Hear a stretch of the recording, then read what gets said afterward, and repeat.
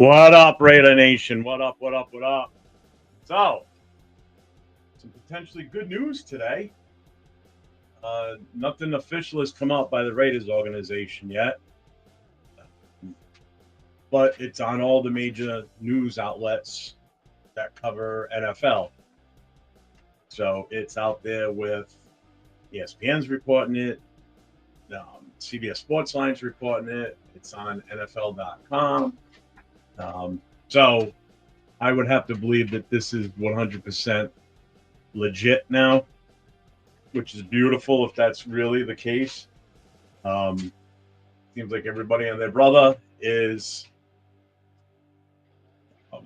reporting that it's officially official somewhat. I'm excited. Anybody that watched the Raiders Coast to Coast last night knew my take on this originally.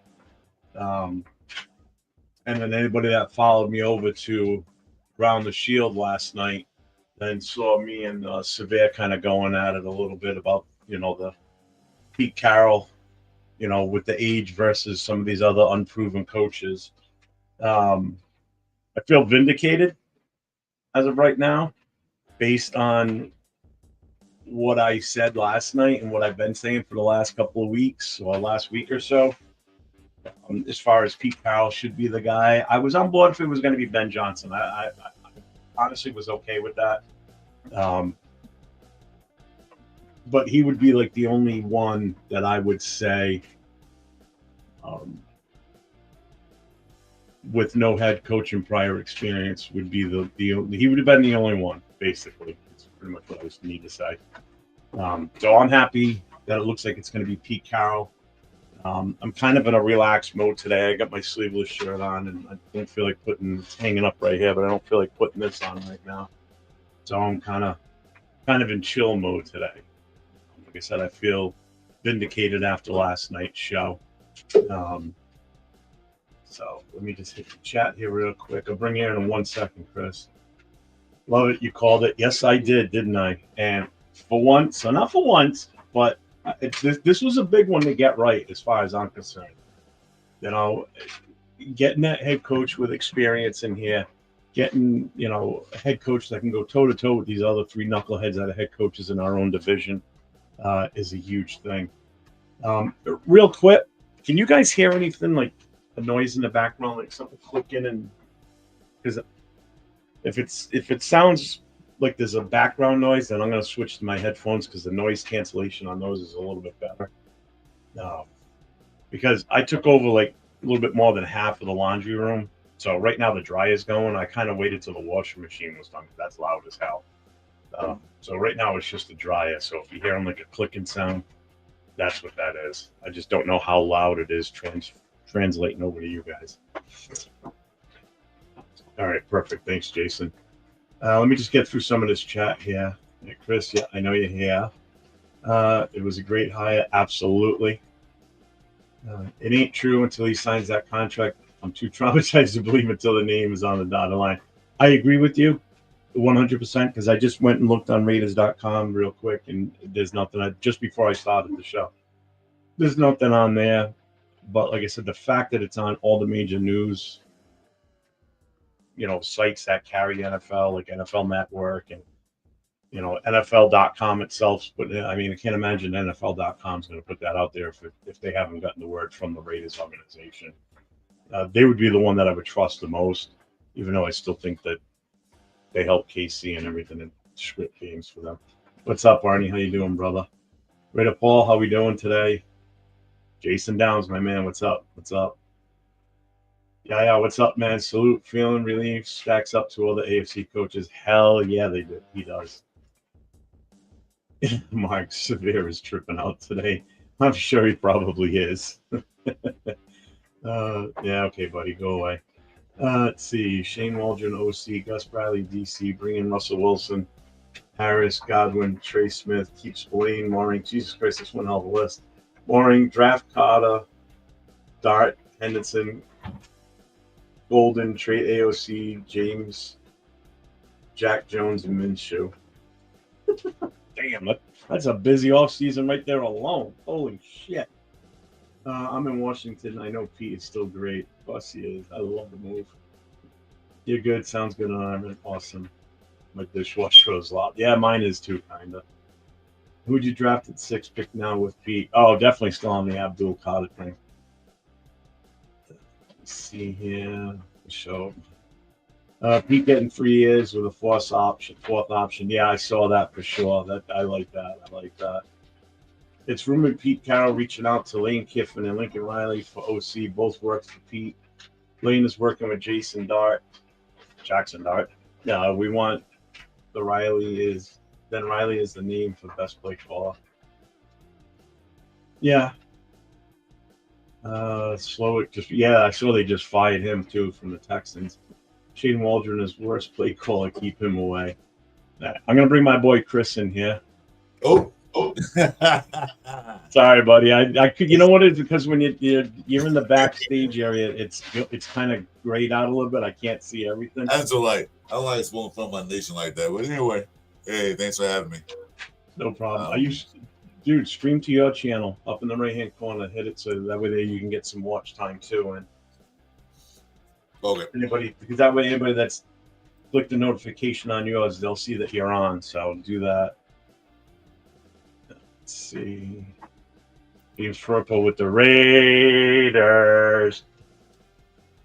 I have some faith in Pete. If he can make Geno Smith look like a competent starter, then he's hoping he can help out our sad QB room. Absolutely. It's the best I've felt about the Raiders in a long time right now, to be honest with you, other than Brock Bowers. Salute, Garita. It feels good. I mean, it does, doesn't it? Like I was saying earlier, that Peter is going to bring it. He's going to make. Look, if you don't want to play, then don't play.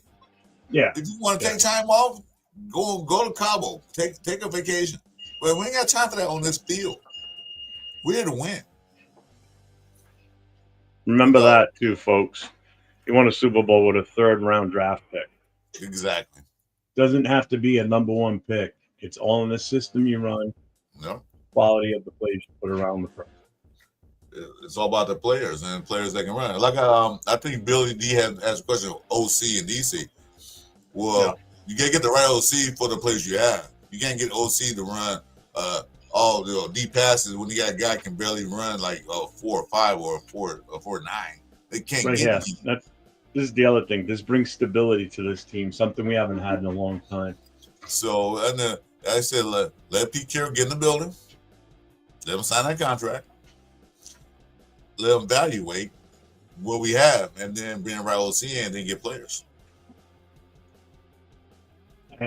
This opens up a whole new window or a whole new opportunity for us now too, because I know I mentioned it the other day that the possibility of pulling in a trade to bring in our number one wide receiver, and I would not be surprised if there's something that he can work a deal with Seattle and get DK Metcalf in here as a wide receiver for us. I'd take him in a hot beat. He's still got a year left on his current contract, so he's not a free agent, so we would have to trade for him. And then we could rework his contract. I think we could definitely pull something off there. Russell Wilson is available. I know a lot of people wanted him last year before he went to Pittsburgh. I know he kind of supposedly wanted to come here. And that's right away. He's got connections. Absolutely does he have connections. Bringing in a coach like him will bring in other talent, whether it's players or it's coaching personnel. Having him in this position right now opens up so many doors for different opportunities to bring the right people in to help this team versus hiring a guy like Ben Johnson, who doesn't have as many connections. I'm not saying he doesn't have connections, but not having as many connections as Pete Carroll does. Pete Carroll coaching for years. He's been coaching for his first job was the Jets or was the Patriots. I can't remember which one it was. Then he went to college, made connections there. Then back in the NFL, made connections there. So he have connections all over the NFL. He's known all around the NFL. So he'll bring guys I know. Yeah. Oh, definitely. Can Pete turn Minshew into a Pro Bowl again? No. Because I don't think Minshew is even going to be here to get that opportunity. I think he's gone. I think Minshew lost all. I think he lost all confidence in playing football again. That's what happened last year. Yeah, I think he's just like, I'm done. I can't see him. I can't see him. Sorry, I got club stuff going on too. I'm trying to get approval for these hats that we ordered. Hey, send me one. Well, we are in the process of setting up an online store for the club. So, like, not this hat, but this one here. You'll be able to buy these off of that store. That's a skull cap, huh? Yeah. I know you guys out in California probably won't wear these too much. But that's why I also wanted baseball hats made. So what's going to be on the store is going to be things like these magnets. Shameless plug. Sorry, but I'm doing it. Hey, it's your channel, so plug you want. Yeah, exactly. Those magnets will be on there. Let me bring this up. Nope, gallery. These, it's going to be tough to see. These are going to be the hats. Throw Pitt's comment in there right quick, because I want to read that, because what he's saying is kind of ostentatious, because... See which one? Pigs. This is the big one you have. Oh, I'm way behind. All right, let me catch up on the chat first. Okay. We have OG now. Pete has connections. Only issue with Pete is he's 73. I trust his mind, but not his longevity. Someone on his staff must be his. Oh, definitely. That's why I think they went with that year 4 option too. And I was asked this last night when I was on the show with Farrow and Severe. How long would you want to sign him to a contract? I said at least 4 years. So 3 to 4, 3 years definite, and then he gets that 4th year team option. And I'm sure that there's also going to be clauses in there that he's going to have to name his successor, or the team and him are going to have to agree on who would take over. Which is why I know Salah's supposed to be signing with San Fran, but I mean he could still change his mind. I mean, look at what's his name. Liam Cohn did it with Tampa Bay. He told me he was going to sign with them, then ghosted him for 24 hours. Pops up in Jacksonville, and next thing you know, he's the head coach in Jacksonville. Well, I said in my last post. I said I was talking about, like, if you don't hire a coach, keep him 2 or 3 years. Because you can't build anything in 6 months. You gotta give him time to get his people in there. His success depend on his OC and draft talent. Who would you? Yeah, I already said that Abdul Qadir, no brainer. What's up, Tony? How you doing? Thanks for checking in here. I appreciate you. I think we should get Darren Bevel, OC 2013, 2014 with Pete Carroll. I mean, there's going to be so many different options that he can go with this at this point, without a doubt. Go Niners. Yeah, get out of here. Yeah, I agree. Was that my wife? Okay. I don't think connections mean as much in 2025 as it did in the past. Part of the complaints about Pete was his connections and inability to hire good assistants for the past while. Didn't Dan Quinn come from his coaching tree, and isn't he coaching in the NFC Championship though? He hired some. He might not have had success in the prior teams that he's coached, but he's sure as hell's having success this year. He hired people. He hired people, good people. But you got to remember, sometimes Pete Carroll will bring a guy in, and then the general manager say no, or the owner say no. So sometimes it's not up to him. He can bring a guy in and say, I want this guy to be DC, and GM say no, I don't like that guy, or the owner say no, we don't want that dude. So a lot of things he can do and can't do, it's not his fault. Yep, definitely. Let's see. So Spytech needs to hit on first 3 rounds for next 5 years. Franchise QB and an elite OC with good deep. I mean, that's a tall task, no matter who they are. No matter who the GM is or owners involved in the drafting. I mean, to hit on 3 rounds for the next 5 years, oh good God. I'm happy if we hit one every 2 years, I'm talking like the first 3 rounds. Like this past year, we had all 3 rounds. Yeah, from past history. I'm bringing in another guy with us. Yeah. From our past history, Yeah, we hadn't did anything. So What's up, last year Jason? was a fluke. Hey, Jason, the last year was a fluke. We got 3 good guys on the first 3 picks. But before that, yeah, Leatherwood. Let's see. So, let's see. Spytek and Brady and Pete, so much knowledge. Yeah, definitely. Knowledge and the fact that, I mean, I hate saying this about Brady, but I mean, he brings a level of respect to the organization now from the NFL itself, like Yeah, I from thought you other were going to be players, Jason other down. It's coaches. Howie Long. Oh no, sis.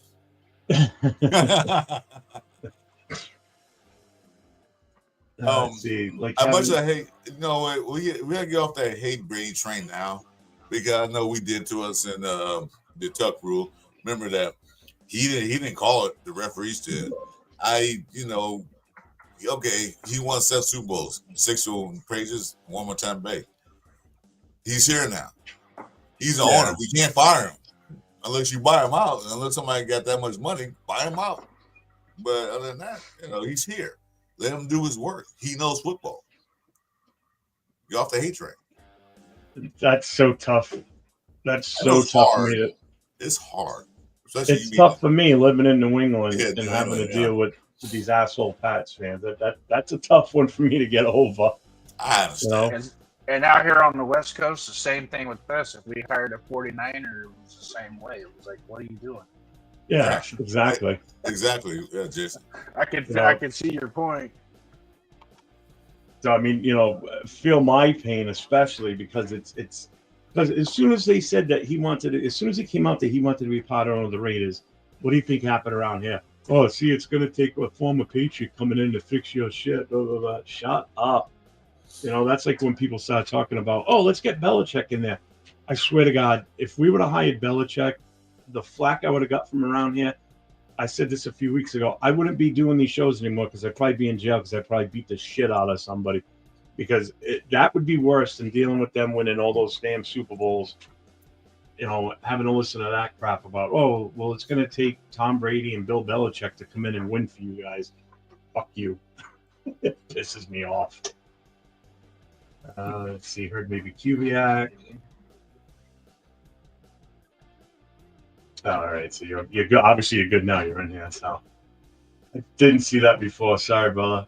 Pete Carroll was first. Good. Pete Carroll was first with the Bills, then Vikings, then Jets, Niners, Patriots, then left to USC, then Seahawks as the head coach. Okay. I didn't know his history, but I know he coached. When he first started coach, he wasn't doing really well. I know he went to different teams. I think his last one was the Patriots. So he didn't do well. His last NFL team was the Patriots before he went to USC. But you got to remember too, when he got let go from. Hey, could I add to that Patriot stigma real quick with Pete Carroll?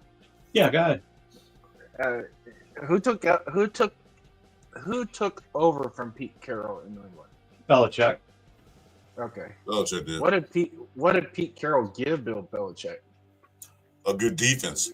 A great defense. A good defense and a good roster. Yep. You see what I'm saying? Pete took over from Bill Parcells because at that time Belichick was doing his thing was he in Cleveland at that point? He only had a little bit of Pete. Bill Parcells left over with Teddy Bruschi and what's his name that's on the NFL Network? Defensive end. McGinnis? But I can't. Yeah, there you go. Willie McGinnis? Yeah, you don't see him anymore now because of the legal issues he got involved in. Ain't everybody in legal issues now? Yeah, shit, right? Got jaywalking tickets, so he turned AOC into a starting QB. I think he can definitely work with AOC. I really don't see a reason why he can't. No, he did it before Russell Wilson, 3rd round pick. Yeah, a lot of people are spewing, especially on the national side. A lot of people on the national side are spewing this Russell Wilson as an option coming to the Raiders. And I'm like, okay, hold on, put brakes for just a second, because at the very end of the Seattle turmoil with Russ was between Russell Wilson and Pete Carroll. Now, they've made amends, blah, blah, blah. So be it. But I don't think Pete Carroll wants to bring that in with what their objectives are with this team right now. I think they're going to want to bring in a veteran quarterback to. Oh, I'm sure. And then also look in the draft to get a quarterback in the draft as well. So that's obvious. We know that. That's like taking candy from a baby when guessing on that. But I got a question for you. A hypothetical question. So, what if Pete Carroll bring in Justin Fields? He is a free agent this year. I mean, technically, he is a veteran. He played many games. You think he can turn him around? I watched Justin Fields from the second deck of the end zone this year against the Raiders, and I saw him miss some of the most wide open throws with no pass rush, and it literally took me back to Colin Kaepernick. Is what I was seeing the same production. I mean, okay, Colin Kaepernick won. Okay, great, whatever. But he was not a good quarterback. The defense won. The defense. Well, man, he put his legs to work against Green Bay in the playoff game. That was 170 yards rushing. Yeah. So if I want a tailback, I'll draft a tailback. I'm not going to draft a quarterback to play tailback. Mm. So I want my quarterback to throw the ball, get the ball to the receivers and the tight end and to the running back. There's a method to the madness when it comes to that. This meathead, he doesn't realize that the three guys that are on camera right now have seen this team win all three of its Super Bowls. I've seen this team play in greatness. I've seen this team, but I don't know how many countless football players from the Raiders into the Hall of Fame. So, yeah, we don't know what winning feels like. We don't know what it feels like lately, correct. But we know what it's like to be a Raiders fan and watch that team win and be successful, and the rest of the league fear us. Just a reminder to the people in chat, in case I must say it over again. I was there in '77 when they beat Minnesota Vikings. I was at that Super Bowl. Okay, so I was there. I wasn't there, but I saw them beat them in the '80s. Yeah, Super Bowl 15 was my first big remembrance. Was that year? And the one that went '84 was a special year for me. Not only the Raiders won, but my first son was born. So I've seen it all. He asked, "Is that the Undertaker?" I think he's talking to you, Jason. I think they'll Pete Carroll. He said before Jason got on. The only bad thing is I got a face for radio. I got more chins than a Chinese phone booth. Let's see. Yeah, they haven't been over. Okay, I'll give you that. They're not gonna do pair counts yet. They're gonna wait. I wouldn't be surprised if they do something this afternoon. If they could slap it together, but I wouldn't be surprised if it's not this afternoon. But then again, if we go by our tradition, we wait until all the dust is settled from the weekend, and then we do our press conference. Yeah. So we're the show, not everybody else. I agree with you. And then secretly, we were already working in the background to talk to this free agent. Stop making some moves. Bring this. Talk to this coach. Talk to that coach. Well, and then everything just comes out at one shot. They have a press conference with everybody there in front of us. Well, I like I said earlier in my live and also in my thing. I gotta take this phone call. You guys talk amongst yourselves. When Pete Carroll came for the second interview, no, he had a second interview, right? I don't think he did. But when he came for the interview, he had an idea that if they don't get Ben Johnson, he was next. I guarantee you, like I said, my opinion only, he was probably sitting there watching the tape of the Raiders, the players, and everything else. Like, this is what we got to do if I become coach. So he already knows his plan. He got a plan made, ready to go. You agree, James? I mean, Jason. Yeah. There's a lot of coaches that are like that. They would love to just step into a turnkey situation, i.e., John Gruden in Tampa Bay, and just rip it apart and make himself feel good. And then there's other coaches that are like, you know what? That's a blank canvas over there in Las Vegas. I can go over there and paint my own portrait the way I want it. Yeah, exactly. Because he's not gonna sit there and come in here because he has a good legacy. I ain't gonna say it's great, but it's good. Mm-hmm. You know, I'm not gonna ruin that. No, he's a very respectable football man. Yes. And you know, like I said, and I mentioned it 3 weeks ago on this with Jeff. I threw the name Pete Carroll out there, and I saw the eyebrows on the screen pop up. Like, what?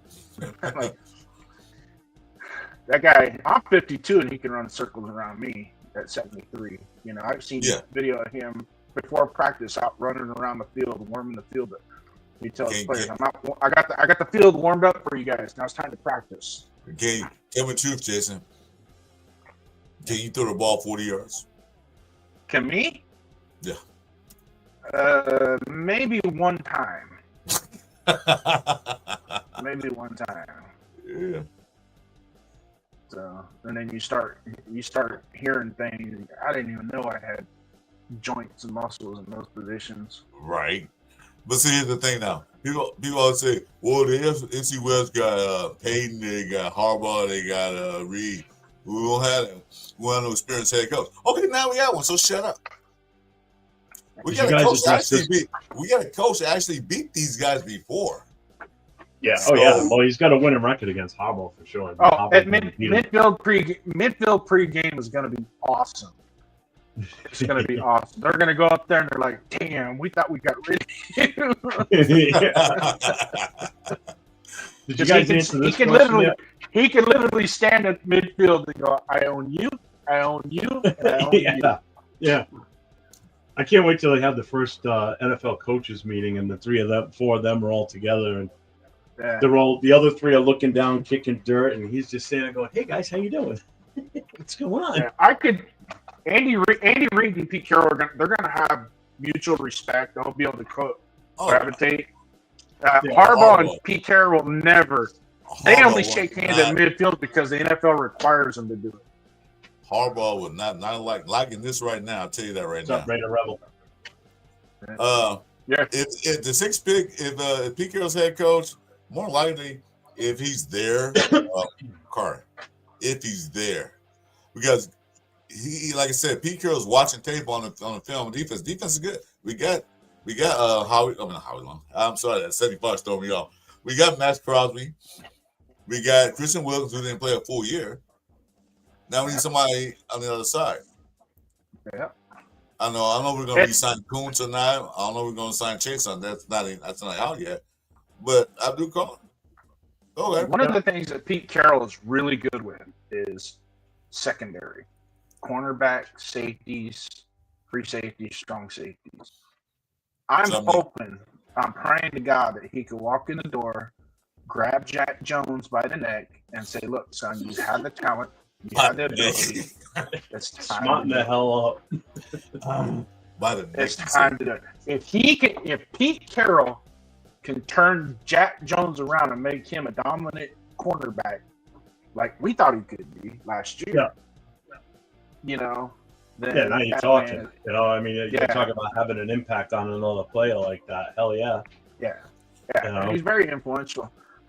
One of the things I wanted to bust in with you because on this topic, because we're definitely on the Pete Carroll topic, and I know I threw it out there 3 weeks ago, Jeff, when I was chatting with you, and I threw that name out there, and you know, like I said, you kind of raised your eyebrows. You were like, "Whoa, that's interesting. I never thought of that." And it's like, I'm just telling you, there's a reason. There's a method to my madness. Is why. And you guys have been around football a long time, right? So you know. And we'll go back to high school football. Let's talk high school football for just a second. We'll correlate this whole thing with high school football. One of the things with high school football is some of these schools will hire a young coach. And when they hire a young coach, that young coach wants to be the buddy of all the players on the team, which creates a negative impact, a negative culture in the high school football team, right? But then they turn around, that same school, turn around and hire a 35-year veteran. He's got a solid resume as a high school football coach. They bring him in. You know what those kids do? They want to break down a wall to play for that old man because of who he is, his reputation, his style, his love of the kids, and how he, relates to them. Pete Carroll, you put Pete Carroll and our team in that situation right now. Our team is very young. If we brought in a young head coach, are we going to have the same issues? Because think about it, Josh McDaniels was relatively young when we brought him in with some of the young players. They didn't gravitate to him. Right? Now you get a guy that's, he's seasoned, he's been around the block, he's a war veteran of the NFL. He comes in. These young guys are going to go, that's Pete Carroll. And then they get to meet him, they get to know him, and then they get to understand who he is. And then the next thing you know, they're ready to run. They're ready to go down and break that wall. They're going to bust down that wall and win that game for that guy. So the age difference, I think the age difference being a little bit older is an advantage. And then I had a buddy of mine, when I explained that to him, kind of in that context, he turned around, he looked at me, he goes, well, what about John Gruden? I go, perfect example. When John Gruden got hired as a 30-something-year-old head coach, what did he have? He had a veteran lineup. Those players didn't need his rah-rah and all that. It was, give us your scheme, give us the plays, call the plays, we'll go out, we'll execute, we'll beat the hell out of these guys for you. Yeah. Well, that was also, a lot of that too, that the teams that Gruden had were, players that were brought in based on Al Davis's philosophy of giving guys second chances.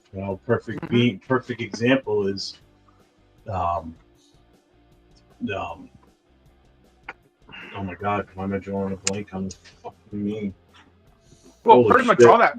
Gannon. That whole 2002. Gannon. Yeah, Gannon. Oh, damn it. Now you guys know Al Davis really wasn't a big Rich Gannon fan. No, he wasn't. He couldn't throw the ball deep. Nope. Al Davis wanted somebody that could throw the ball deep. But the big thing is he didn't have to in Gruden's style offense. That's the thing. No. It was a lot. It was the West Coast offense. It was that dink and dunk thing, and that's. And it's funny because that's what Al Davis wanted to do at that point, or even years prior, but could never get the right coach to do that. It was always that power running game and throwing the ball deep. Power run, throw. Power run, throw. There was no finesse in it. The most finesse team that I think we ever had prior to Gruden really coming in and changing things was the teams that Tom Flores coached. They weren't a hard-nosed running style offense, like with power. It was more finesse in the passing game. There was more finesse in the run. I mean, you had Marcus Allen, just the way he danced around people. Bo Jackson didn't come in until after the Super Bowl era. And at that point, Flores was already gone. So you had that power run that came in after the fact. No, but you got to remember, they did have Kenny King. He was a slash power runner too. He was a power but a fast power runner. So correct. But I mean, it still wasn't like those hard-nosed hitting teams from the 70s. No. Those teams from the 70s, those were a different breed. Those players were a different breed. Right. You had some holdovers that still played into the 2 Super Bowls in the 80s, but I mean, it was a different style. The game had already changed by the time the 80s rolled around and Tom Flores took over. Yeah, it was changing. The game was already evolving. The West Coast offense was coming around. The 49ers were starting to step up and change things. So that's don't when the league started to don't change. say 49ers shoot loud. Come on, wife it here and she come busting in here. I'll yell it. No, I don't say it. She can't get on? Nope. Yeah. Give me a sec. I just got to get through this chat. The chat's getting way behind me here. Let's see. The plays included. We got all of our friends. We got all of our friends in today. That's why. I know. That's a good day. Everybody's excited. Let's see. How many years of experience does Pete Carroll have? 73 years young. He's got a lot of years of experience. He really does. Yeah. And it's good experience too. I mean, he's been on the losing end of things and knew how to, correct himself. Like when he left the Patriots, I was reading about him a little bit more today. He kind of did some soul searching and changed his coaching philosophy. and then ended up in USC. And I mean, anybody that's a USC fan, I mean, I'm not. I mean, I don't follow them at all, but I know Chris knows what the team went through when he took over and how he turned that organization. Like I said, I said earlier in my video, I said before Pete Carroll got there, you can go to the liquor store and buy a USC ticket because it was that bad. I mean, we were losing teams that you never heard of them winning on the map. Like Baylor wasn't on the map at that time; they were on Sun Belt at the time. Like these teams, we were losing them. If we keep who wants to go? It's like USC's parents. Who wants to go spend your hard-earned money to go see them lose? No, we don't want that anymore. We want a team. If I want to mortgage my house to go see a Raider game, they better win. I got to get through these chats. I'm like almost 20 minutes behind on them now. If Pete Carroll keeps Minshew, would you be mad? Yeah, because I don't think he should be here in the first place. No. Right, Chef. Shouldn't be much more than last year's Donkeys still paying salary. Let's see. Arnie, who's a good free agent QB better than AOC? Is there this year coming out this year? Yeah. Only Russell Wilson maybe. He's going to be a free agent, but I don't really. Yeah, I mean, he won't be here long term either. He's only going to be here probably for a year or two, based on his age. I mean, I don't know how long he plans on playing for. Yeah. Let's see. If anyone can turn around Fields, it's Pete. But they have other options via trade, free agency, or draft. They will find their QB. I'm not worried about us finding our QB. I mean, I'm fine with drafting Dart, sticking with AOC for next year, and then see what Dart works into. Yeah. Let's see. Yeah. What about that guy? Dart's really good. Since the late 80s, I feel fresh in this group. I do too, man. What about that guy from Ohio State? What do you think about him, Will Howard? He's definitely a possibility now. He's a project, you think? I was big on Riley Leonard at the beginning of the year when he left Duke and went to Notre Dame. I was like, okay, he's going to go somewhere. And then as the season went on, I was like, he's not grading out on me. He's not grading out. When we got in the playoffs, man, he played good. That comment right there, go Washington. I want to see the Redskins win the Super Bowl. I really do. I don't want the Chiefs. Obviously, I would love a Bills-Redskins Super Bowl matchup. I'd like to see Buffalo win because I really like Josh Allen as a quarterback and a player. I respect him. But I just think it would be something awesome to watch a rookie win his first ever, Super Bowl. Watching, for the first time ever, a rookie going to the Super Bowl in the first place. I mean, that's a feat in itself. That just goes to show you how well coached that team is and how well that they put that team together. What's up, Mark? Yeah, he's been a Raiders fan for 61 years, so he's been around almost since the start. Yeah, Raider Rebel's right about Riley Leonard. I 100% agree with that when it comes to Riley Leonard. The kid can throw the ball. You just got to let him do it. Well, right now, those guys are in the room right now. I think he's in the building or not. But as soon as they get in the building, sign that contract, they'll go in the room and talk. They're going to go in there and lay plans out. They're going to go in there and say, we're going to do this, we're going to do that. So, I agree, Rebel. I just want to know who the rest of the staff's going to be now. It's going to be interesting. I know Saleh is supposed to be going to San Fran to sign a contract as their DC. It'd be nice if that plane took a button hook left and hit Vegas first, because Pete Carroll called them and said, hey, come back and coach for me as the DC, and I'll name you my successor. I would be absolutely fine with that, because I don't think he got a fair shake in New York with the Jets either. I'll tell you what I do. I got a friend that works for airlines. I'm gonna call him and say, tell him it's a fog bank they're delayed, so they got to defer to Vegas. Make them land in Las Vegas. Yeah. Good boy, Colt. I don't know who you are, dude. I've never heard of you before.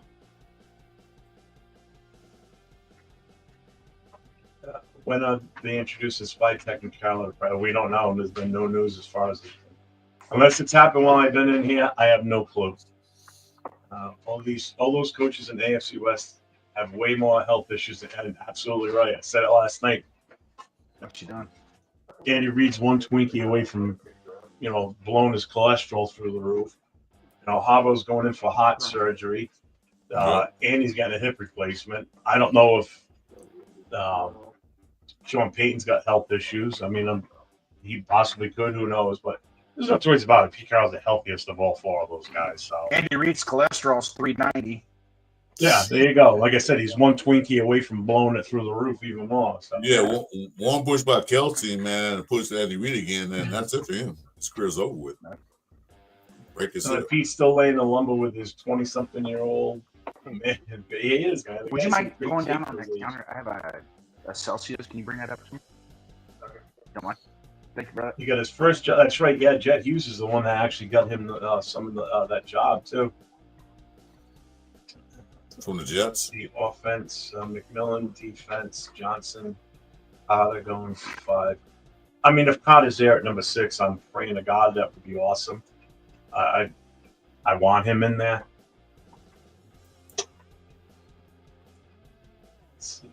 I don't know. I know I don't want Carroll calling the defense. His defense the last 5 years in Saturday were awful, but Pete Carroll really doesn't call plays. Yeah. Pete Carroll puts the game plan a bit. Yeah, he puts the game plan together. He doesn't call plays. So draft capital, more picks. I've always been in favor of more draft capital, more equity, more picks. Yes. Trading down or trading up to get a quarterback, screw that. That is a bad move.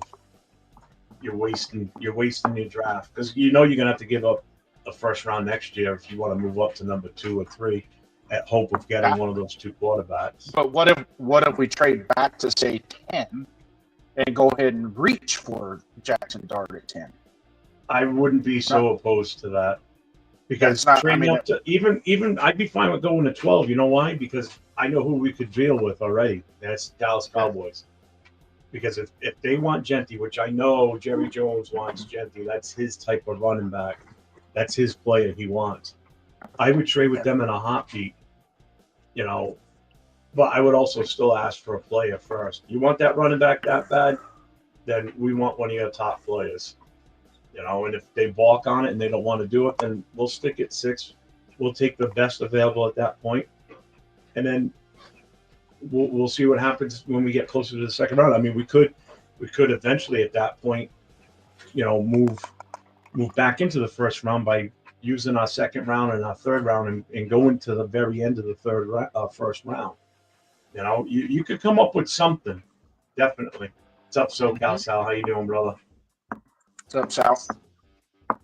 Do we trade Max now? Get 2 first rounders? I only say we trade Max if teams come calling and throw up a good enough offer or too good of an offer to pass up. Well, I'm not saying to actively shop him. I'm not saying that. I've always been in favor of trading him. Yeah, I've always been in favor of trading him if the offer's too good. We had that win opportunity, but they passed on it, so you're gonna get less. You got more when Detroit Lions came knocking on the door, but Bears said no. Yeah. So Tyree Wilson, I'd get rid of him in about 3rd round, yeah. Interesting day, absolutely, my opinion. A super interesting day. See Rock, yeah, they did. Oh. These guys all supporting USC. You know what the Raiders got to start doing? They got to start doing these guys. The Raiders got to start doing these guys in the afternoon because this early morning stuff killed me when I woke up. No, it's early morning. Like I slept a little bit later than usual this morning, and as I'm waking up, my eyes are still kind of groggy. I open up my phone and I'm like, "Holy shit!" I had 6 missed texts. I had 8 or 9, 10 things on Instagram. My Facebook page had a shit ton of messages, and I'm like, "Good Lord!" I'm like. And then my email was huge. I'm like, what the fuck is going on? Open up the text, and I had text from Chris. I had him from Jason. I had him from Silver Smoke. Jack Kenna texted me. I'm like, holy Christ. I'm like, what the fuck did I miss? I'm like, that's it. I'm never sleeping again. I know, right? This happened a couple of weeks ago when we let go of AP. I had fallen asleep. I wake up, and he got fired. I'm like, that's it. I can't sleep anymore. Every time I fall asleep, something breaks. Like, God damn it. Yeah, 24-hour watch party now on the Raiders because they fired McDowell. They fired McDowell in the middle of the night. Then they hire AP in the morning, and then they fire him in the morning. And then guys do it. I know Las Vegas is a 24-hour town, but we're not 24 hours. You guys might be.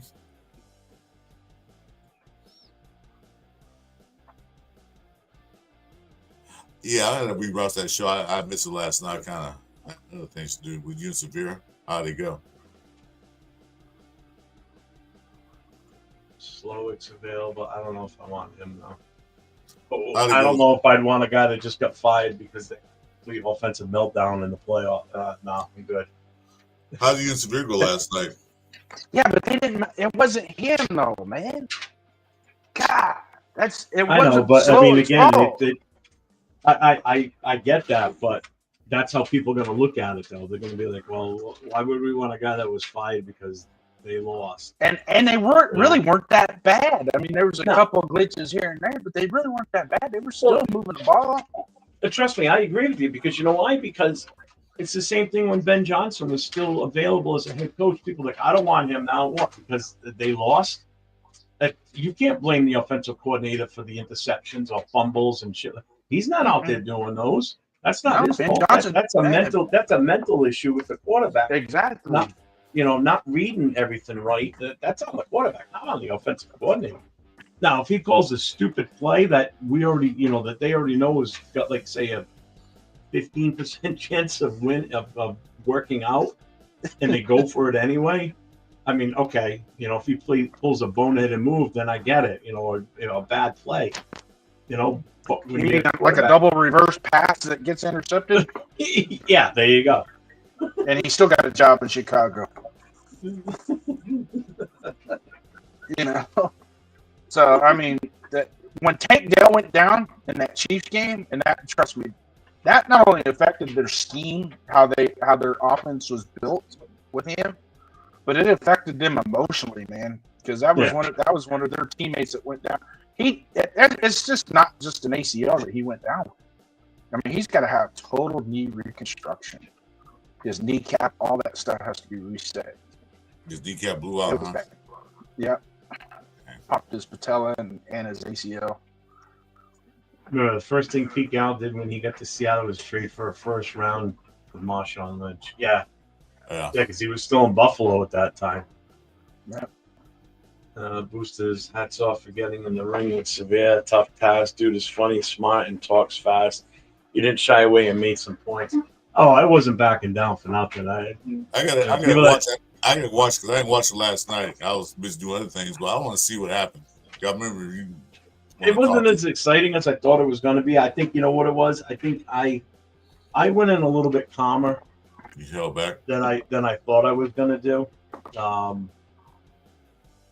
But when it was his turn to rebut first, I mean, he came shot out of a cannon, and I kind of looked at it and I'm like, okay, so this is how this is going to go. I came in with the total, not saying that he was disrespectful because he wasn't, but I came in with the total respect for the channel, for their show. It's their show. They're inviting me in based on me asking to come in. They didn't have to. They could have said no. They let me go in and have my forum with them. So, I went in with that level of, all right, I'm not going to be a dick. I'm not going to call them names and, call them out right away. I just wanted to be kind of like the nice guy first. And then when he started, when he went off, it didn't go off, but when he started, and it was kind of like he was talking so fast and trying to get his point across and everything. And I respect his opinion. It's not that I don't disagree with him on everything. I gave him that chance, to rebuttal what I said when I started, and then it kind of, I think something clicked in me a little bit different. And that's when I at that point, I'm like, well, all right, I guess I'm not going to care what I say, but I didn't get like overly nasty. I told Farrell I wasn't going to yell or anything like that. We were going to come in like a, throwing a tantrum. I thought it went fine. We both had valid points. I respected his points. He respected mine. And when it was over and we were in the backstage talking afterwards, everybody, all three of us were cool. There were no issues. And he was right because I was outnumbered on that show because they both didn't want Carroll. I already knew that ahead of time, but I asked Farrow to mediate it, and I thought it went great. I really do. I got my point across. That's all I care. And obviously, it worked because look where we are now. Look who we got as a head coach. So now I feel vindicated based on my conversation with them last night. It would have sucked if we would have gone a different route, and I would have been like, oh, all right, I guess I was wrong. But now I can sit here and say I was right. It's all about what the coach can do for us now, is my feeling. So Tony thinks we're going to be 9-8 if we stay healthy. I think if we stay healthy and we get the right pieces in the draft and free agency, then yeah, that's a possibility. I'll take 9-8. It's better than. I mean, shit, I'll take a 7-win season, to be honest with you, and I want to at least go 3-3 in our division. I said this time and time again, it starts with our division. First game of the season is usually in our division anyway, so it starts with one of those three right off the start. If we can't handle our own shit in our own division, it doesn't matter what we do in the rest of the league. Yeah. I mean, shit, we went 6-0 in our division one year, and we still didn't make the playoffs. Yeah, I remember that. It went 2. So how do you think we we're went 0-6 and we're going to make the playoffs? Yeah. At least Pete. The thing is that, okay, so we go 6-0. We got to beat the Donkeys, the Queefs, and the Uncharged because I'm tired of SmackDown. Oh, we beat you guys. Especially the Donkey fans. Oh, we beat you guys. We swept you guys. Yeah, but we won 8 straight before that. So shut up. So I want to shut them up. Like I said, that one like we was at, all the Charger fans was like boasting. We're in the playoffs. You guys not. Ha ha ha ha. But they lose. Arnie, I see the question. We have 27 free agents. Who do you bring back? Top priority. I mean, that could go on for hours with that discussion because everybody's gonna have a difference of opinions. Well, there's three. There's 3 specifically we know of. Go ahead. Let me see it, guy, because I haven't had you on a show here, so I'm curious to see what you say. And if we're on the same page. Spillane is numero uno. Okay. That's numero uno. Merrick, I think Merrick. Okay. Yep. That's 2. Because the other free agents in the NFL, there's not a whole lot of safety help coming down the pipe in free agency. And so we know what we got in Merrick. So re-sign him. I'm on the fence on Hobbs. I really am. Only because his injury, he's super injury prone. Yeah. So let's take Hobbs out of the equation then because it's an injury issue. Pick some, because right now you and I agree on the first 2 that you named. Chase on. Okay, we agree on all 3 then. Because that's exactly what I would pick. Chris, I think that you're on the same page too, because I know you and I have talked about it before. Chase on. He wasn't just a 1-game wonder this year. He actually every game was producing. Oh, he balled out. He balled all the games he was in. And he came in late. He came in later in the season, and he performed every single freaking game. I mean, he did what we asked him to do. Would we have if we didn't have him? Would we wouldn't have won the 4 games that we did, or 5 games, whatever. I don't remember how many games. Last 2 games. Definitely the Jacksonville game. We wouldn't have won that one. And the Kansas City game, he played real well too. I mean, it was unbelievable how much pressure we were getting. Yeah, he was disruptive through the whole game. He was like, he didn't get the sack, but he made Froggy Man sweat a lot because he had to watch his back. There's one more person. Thank you, Fix.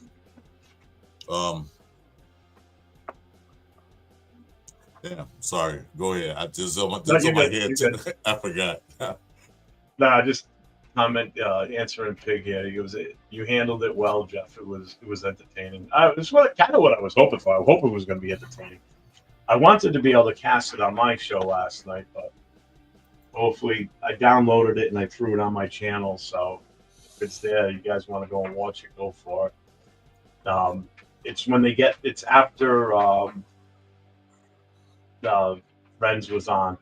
Once he's off, then they start the extra point, and I was on from there to the end of the show. Let's see. Great conversation. All we want to say is just win, baby. Hell yeah. I'm tired of just win, baby, with a question mark. That's what seems like it's been. I'm all on board with the Jackson dot. So. Make Raiders great again. I'm tired of being mediocre. I'm tired of this. We might win, might not win. I want teams to come back like the old days, fear to play the Raiders. We don't have that. You know, when people come to Vegas, it's basically the away team that's taking over our stadium. No, we shouldn't have stop that. Our Davis was not like that now. I was embarrassed at the Pittsburgh game. That was embarrassing. Those towels? That was crazy. Yeah. The lady in front of us, she can't hit me with her towel. I mean, and she turned nothing around is embarrassing at just about every game. I was like, I'm going to throw that thing out on the field. You better knock it out. Then I'm going to throw your husband out on Let's the field. end this commitment to mediocrity. Just lose, baby. Jeff, punch Tom Brady in the face. Oh, I would still. I don't care. But then I'll be good with it. If I get my one shot at him, then I'm fine. Then I will open my arms and embrace him into the Raider Nation after that. As long as I get that one shot. To that, that one punch, huh? Just one punch. One punch, man, huh? And with all my weight behind it, he might be a MIA owner for a few days. Nah, don't take him out. He's doing. I won't take him out because it only hurt the team. So he might just not be in the best shape for a couple of days. Hey, my boy Randy Ends in the house. Hey, Randy, make sure you subscribe to my channel, man. I like to talk to you. He's coming in from your channel because see the link on next to his icon. Oh yeah. Okay. That means he's watching on your channel. No, I like Randy because he's a Bronco fan, but he's sensible. He's not those yeah. Yeah, he's been on a few of the chats in my shows too. I've seen him. No, Thanks, Randy. I don't have a problem with other teams' fans when they come into any of our shows, as long as they're respectful. Don't spam stupid shit. As soon as you start spamming, that's it. I don't deal with it. Yeah, you're gone. Or you stop posting dumb fucking gay shit and just being stupid. Yeah, like that's what Broncos fans are. They're DEI. You gotta respect them. DEI. Oh, Randy Ends okay because he came on the show a few times. Yeah, Randy's cool. Made some good comments. So I'm not mad at him. That's why I said I always subscribe to my channel. You know what, Randy? That's kind of how I felt we were going to end up if we didn't get Pete Carroll. Any more leftover coordinators you guys could choose for head coach? Really, right? Well, we don't have to worry about that anymore. We got Pete Carroll, so we're good. I'm happy. Most of the Raider Nation's happy. Question, family. Aren't you happy that we got the result early? We got GM and we got a head coach. Aren't you glad we got it done early? Because Mark Davis always wait till after the Super Bowl or whatever. Oh, we're going to hire this guy. Dude, get it done now. Let them put a plan in place because we know what we got to do in the future. Don't wait till the last minute. You're going to take scraps. No, Tim, when I say a scammer, I'm talking about people that type the same bullshit over and over, like one word and just keep posting. Like, if you keep talking in the chat and it's showing up like it's just you, I don't care because you're asking legit questions and making points. I have no problem with that. If no one else is typing, it's not your fault. No, right. I don't mind having good football conversation with Bronco fans, Niner fans. No, me neither. Good football conversation. But you want to start making it personal, like calling Raider fans nothing but a bunch of bullies and thugs and all that stuff. All right, game on then. Yeah. So get your checkbook. You can come here and say Raiders suck. Yeah, we know. We are Raider fans. We know they suck. You can come and say that. We're probably the first ones to say it on Sunday. But don't keep saying it like 15, 20 times. Like, okay, we get your point. We know we suck. So what? Well, that's what happens if somebody comes in from a fan of another team and they're like, "Oh, Raiders suck." Yeah, I know we do. I'm not denying it. We do. I'm not in a delusional fan where I think, "Oh no, we're still great," even though we won 5 games or 4 games. No, we suck. We still do right now. No matter who our coach is, because we're still living on our past record from this past season. So until the next season starts, or we see what we did in the draft, even the draft and free agency is not a guarantee. None of that is. We won't know anything until the first preseason game, depending on who starts, what type of system we're running, how we look out there. And then ultimately, you're not going to get a real feel for how the season is going to go until week 2 or 3. Because week 1, you're still going to be kind of rusty. Week 2, you're getting your legs back under you again.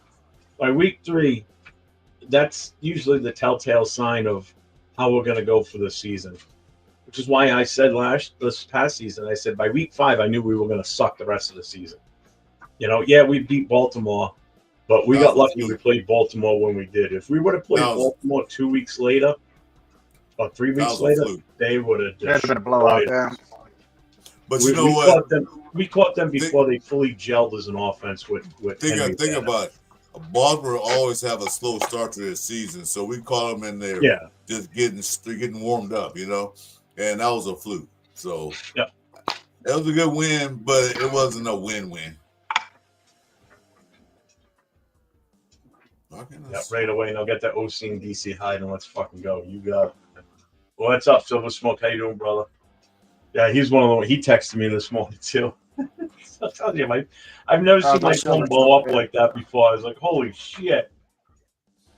Where was Pete Carroll last year? He was still with the Seattle Seahawks, but he was in a front office capacity. He was an advisory. An advisor, senior advisor. That's like one of the arguments that Severe was throwing up last night was, well, that same thing. Why aren't we hiring Jimmy Johnson or who was the other coach he named? Oh, Joe Gibbs. I'm like, well, first of all, they're not looking for jobs. Pete Carroll is. Pete Carroll's only been 1 year removed from being a head coach in the NFL. So everything that he's done as a head coach is still fairly relevant. These other two haven't coached in years. Jimmy Johnson, at least 20 years since he last coached. Yeah, he's an analyst, and I know he stays up on things. But you mean to tell me that you don't think that if he came in and started head coaching again, that the game hasn't somewhat passed by him? This is a guy that hasn't coached in, say, 20 years, or Joe Gibbs, who hasn't coached in more than 20 years, and you're going to tell me that they're going to have success also? No, I think they're going to be at a disadvantage because they've been out of it for so long.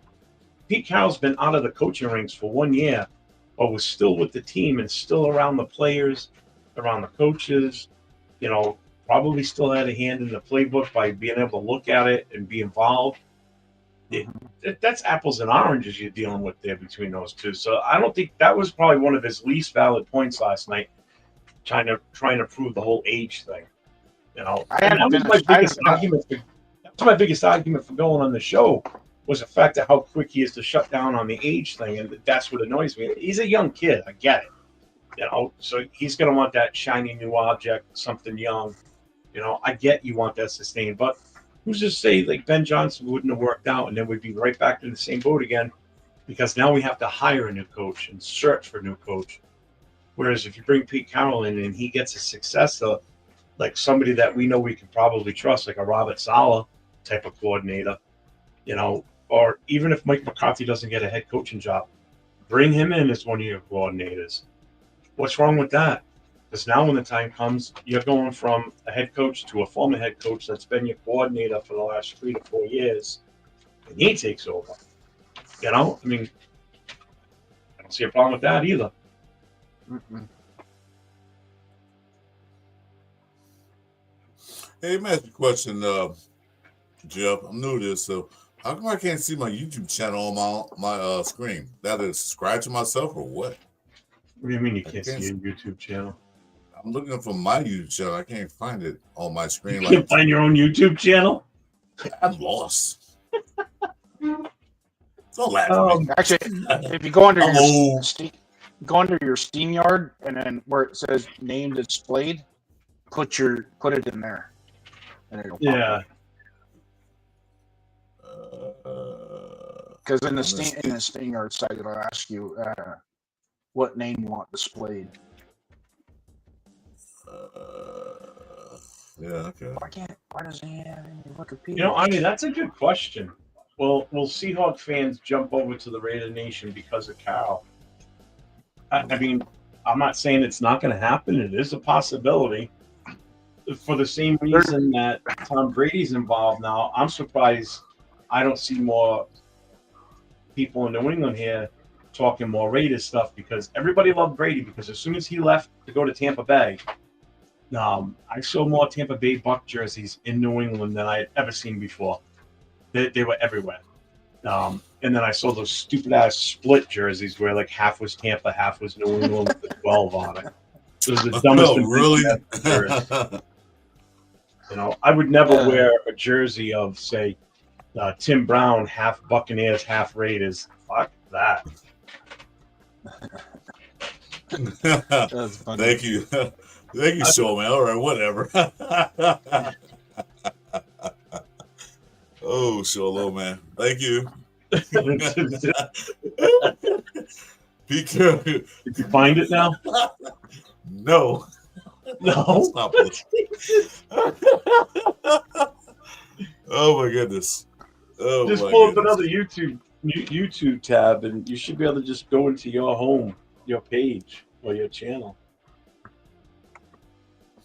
You just don't want to have it. I mean, you can have it running at the same time. Just make sure it's muted because other than that, you're going to be hearing an echo on your end. You know, all this new technology, man. I'm an old man. I'm used to that dial-up telephone, man. Oh my God! You knew I'd be happy. I'm as happy as a little kid today on Christmas morning. Oh, I saw all that news. Yeah, I actually saw. I was watching NFL Network earlier, and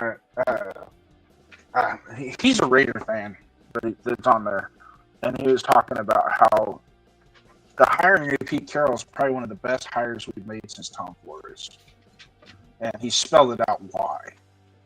And the reason being is he's coming in with a resume. He's coming in. He's got everything you need in his toolbox. He's got a proven track record. Yeah, exactly. And it's like I'm super stoked too, Jeff. Man, I know. Like I said 3 weeks ago, you know, I was like, damn, why not just Pete Carroll? Because I kept thinking to myself, we keep doing this.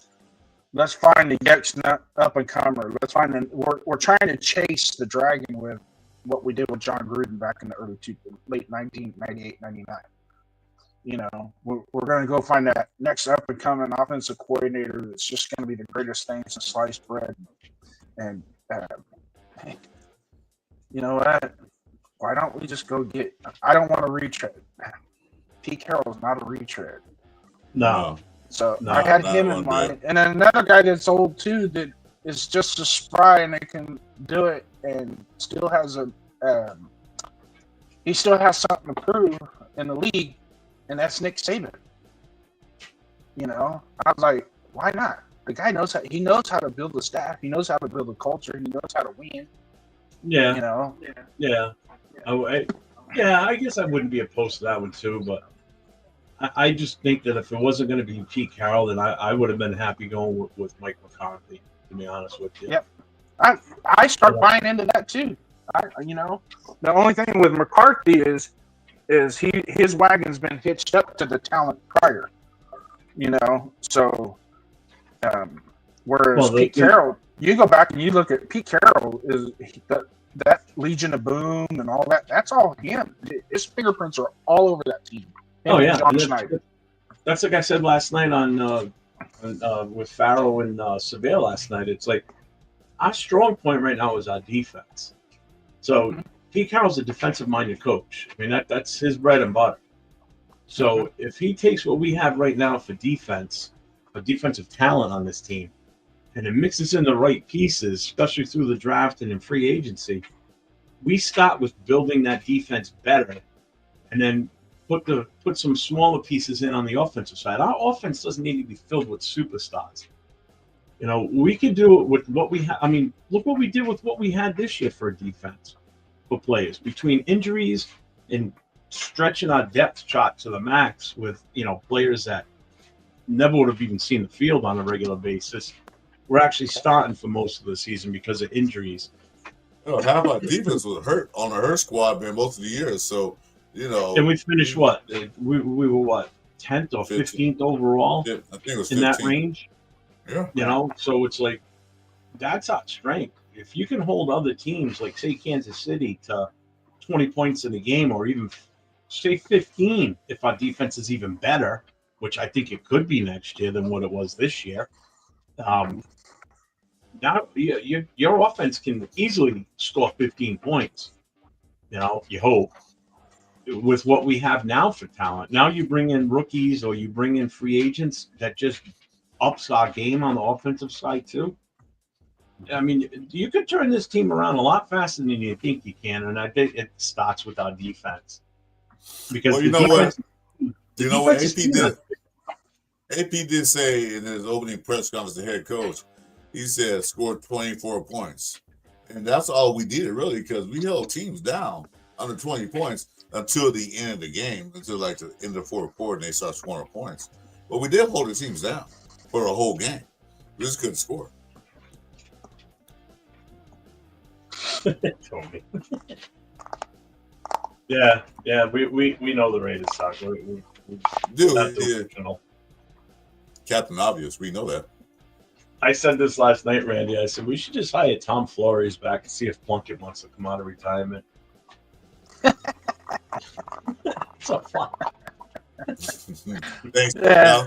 But the whole thing with this age thing, though, man, what really pisses me off. Oh, he's 73. He's gonna be 76. You know what?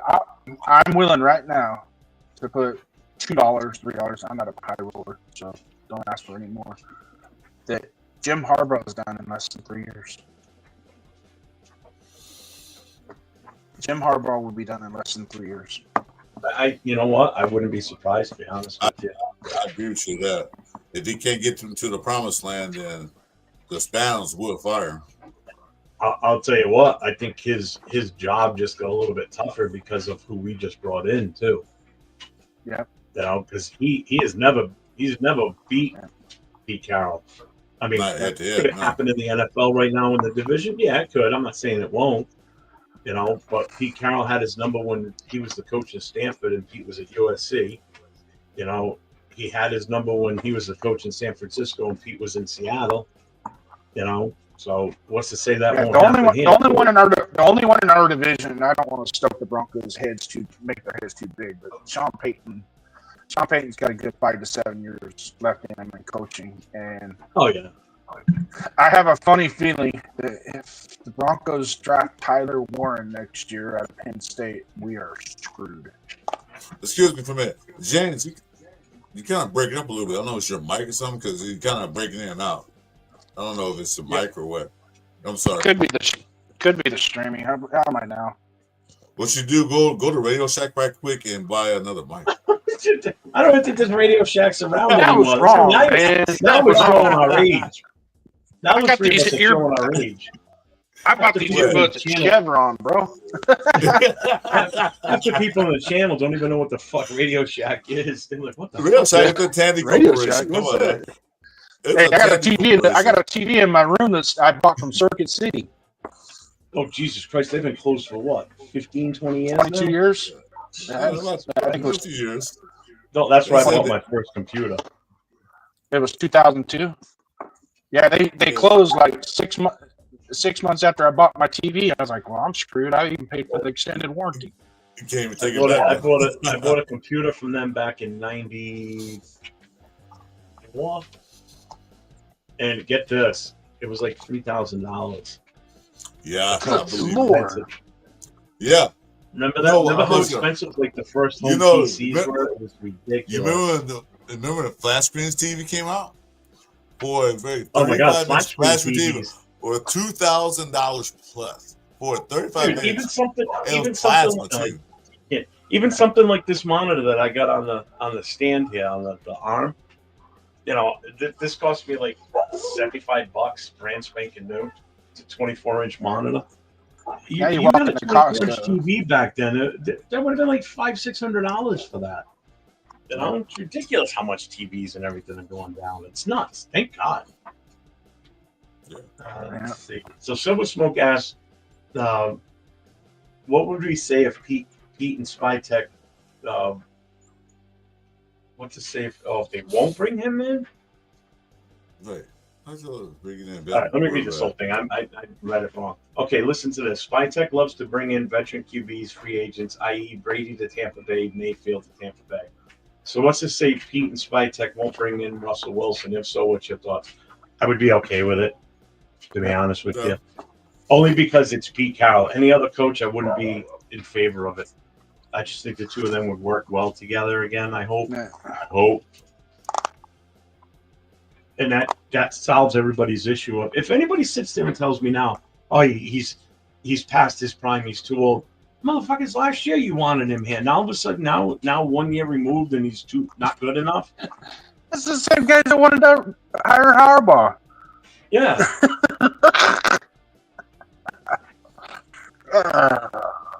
Man, he's too old. Yeah, okay. I'll tell you what, I don't want Russell Wilson. And I think I'm not opposed to taking him.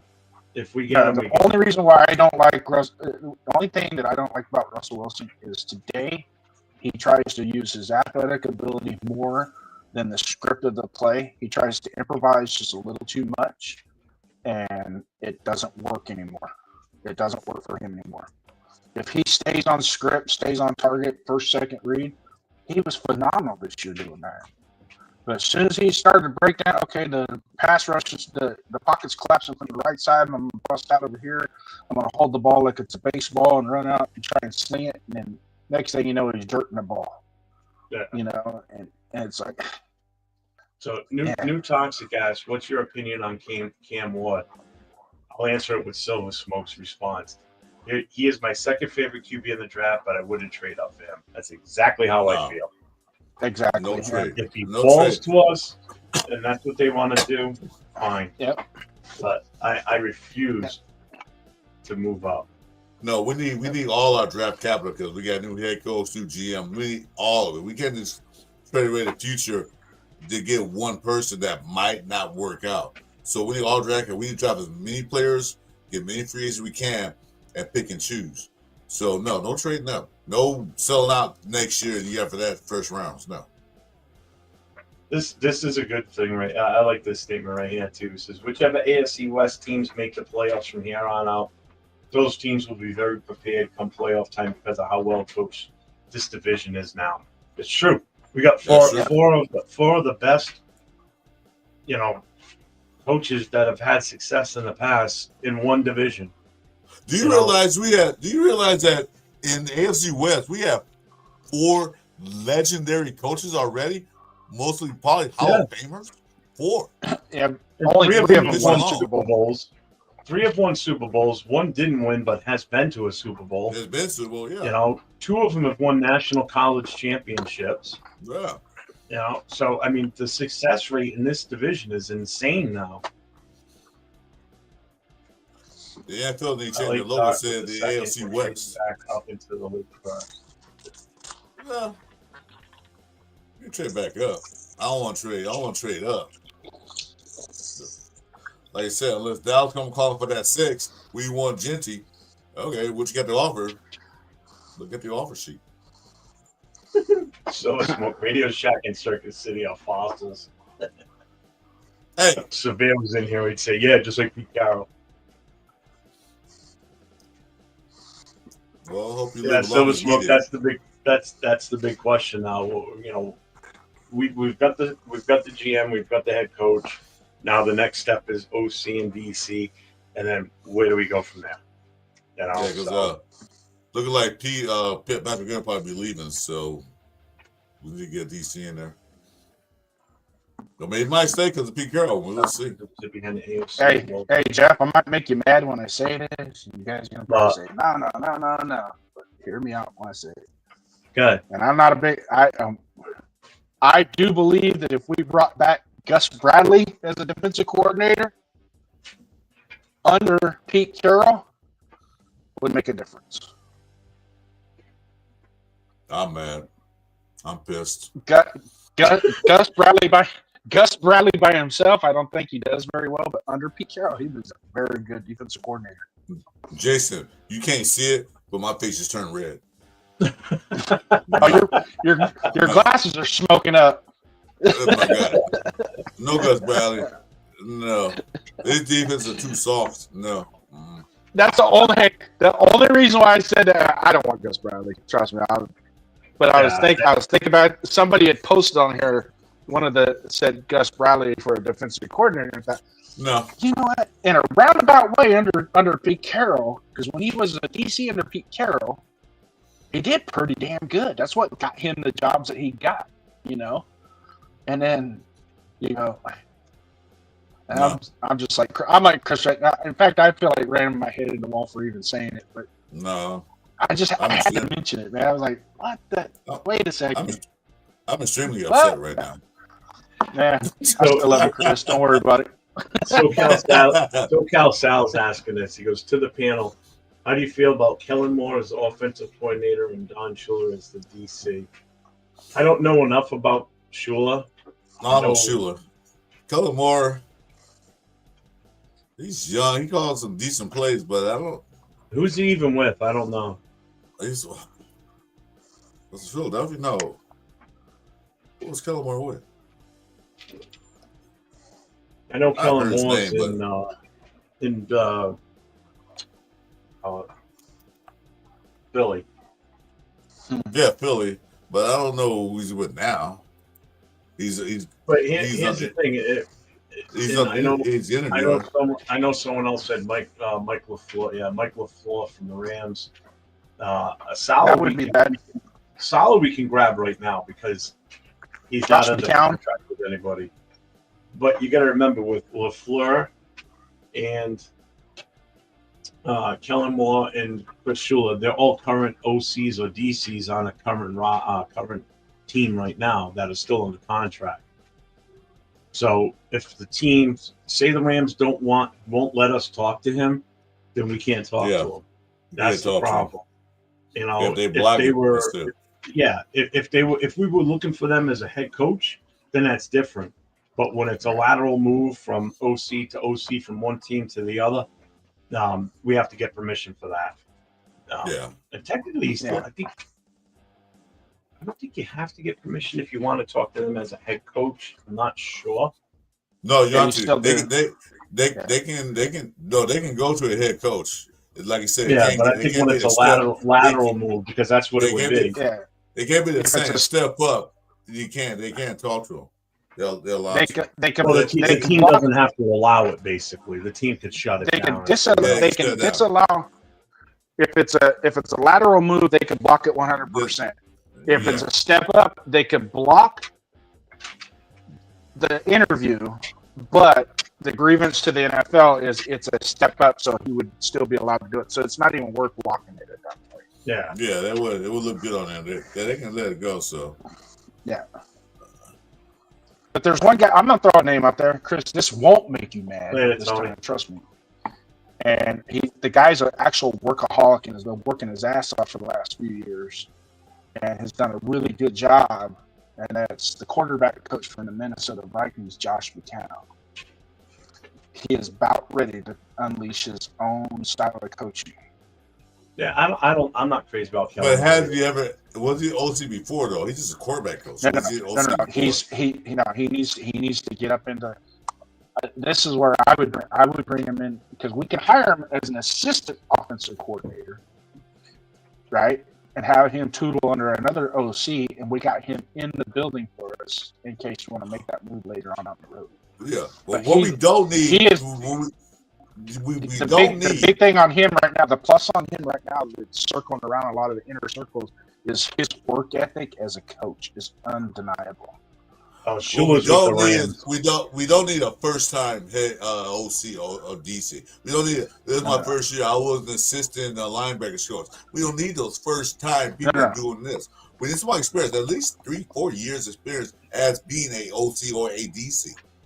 And like Silver Smoke is so I'm saying bringing him in as not so much the offensive coordinator, but maybe the assistant offensive coordinator, something higher than a quarterback's coach. You see what I'm saying? Get him in the building and see, because he played for us one time. He was a Raider.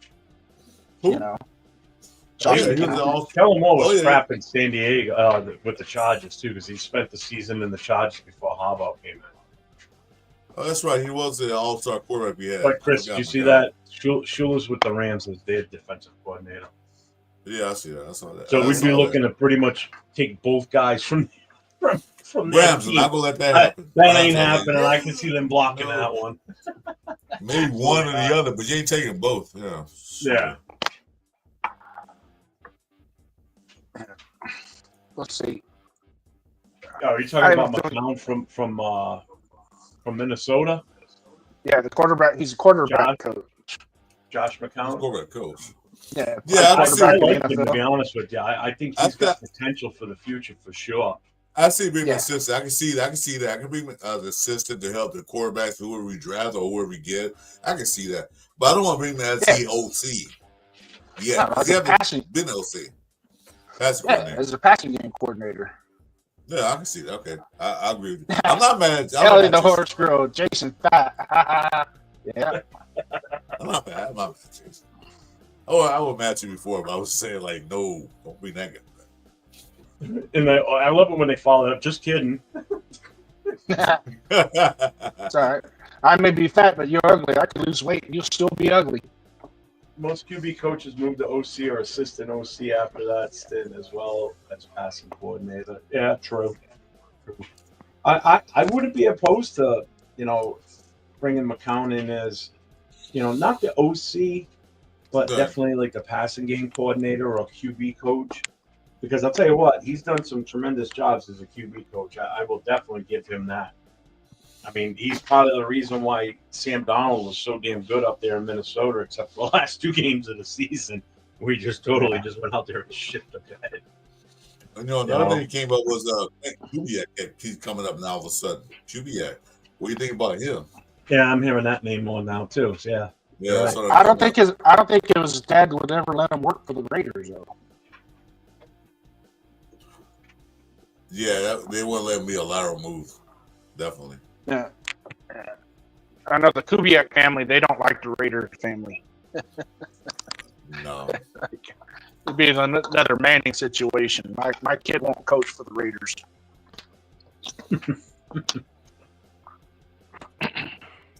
I'm looking at the list of them. There's some out there. But like I said, I don't want to hire a first-time OC, my first OC job. No, I'm totally against that. I don't agree with that at all. That's why, I mean, I would have been okay if Ben Johnson was the guy, if that's what they came up with. If that was the only option. But, man, I just, I'm eating, so I won't be typing much. Hey, Randy, you mean to tell me that Joe Lombardi is your assistant coordinator, the one we fired? I didn't know that. I don't know, Randy's still in here now. Yeah, Joe Lombardi, the guy we hired. Later Silver Smoke. Yeah, I'll probably be on tonight too. I don't know if Turf is definitely out of town or not. But if he is, I got to talk to Leo because I know Leo's going to be around this weekend. So maybe we can do a show tonight like we normally do. I know Chris, you always come up to it. That's all I have is Friday nights. That's all I have in my life is Friday nights. Well, now that you got your channel up and running, you're good to go now. You can pop on anytime. Just watch the hours using the free site. You only get 20 hours a month, which kind of sucks. Yeah, I saw it. Why for what I'm doing now, that 20 hours I would have blown through that in like 3 days. The amount of times I would have blown through it in 1 week based on how much I've been on lately. Kind of took a break from doing the personal lives. Like last week, I was on almost every day last week. You was pushing it last week, dude. I on again. He was like, you on a mission. Dude, there was one day I think you were on 14 hours in one day. Seemed like it. Yeah. That's I'll watch you. I turn TV off, go to sleep, wake up, you're back on. Like, dude, did you go to sleep? 24 hours. Gotta get them hours in, man. Gotta get them watch hours in. I know. I'm trying to get this shit monetized for the club. I'm getting it. I'm over 1,000 hours now. Got the sub already, so just under 2,700. No, I need 17 or 1,800 more hours to hit the 3,000 mark. Yeah, I'm thinking I'm dead out. I've already done in the last week like almost 800. You know, that 1 4-hour show the other day where I got like 10K views was 101 hours total watch time on that, and that was just me going live by myself and just talking it up. And then Jay came in, and then my son was here. You know, so it was a bit. No, we're sorry for you because now you're stuck with him. We don't have to deal with him. As a Bears fan, I'm sorry about Ben Johnson. You can have him, brother. You can have him. I'm happy because if it doesn't work out, then I feel even more vindicated. Don't come crying.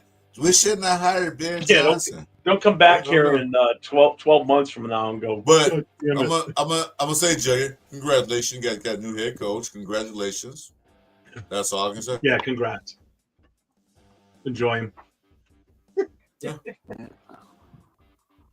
He took the easy way out. He didn't want to coach in the hardest division in the NFL. He wanted the easy division. So what's I got to say about him? I want to go somewhere where they got a quarterback. And, I don't want to build a team. I want to play somewhere easy where I know the other teams. Like, okay, I've got good at it. Me personally, I like a challenge. Challenge me so I can get better.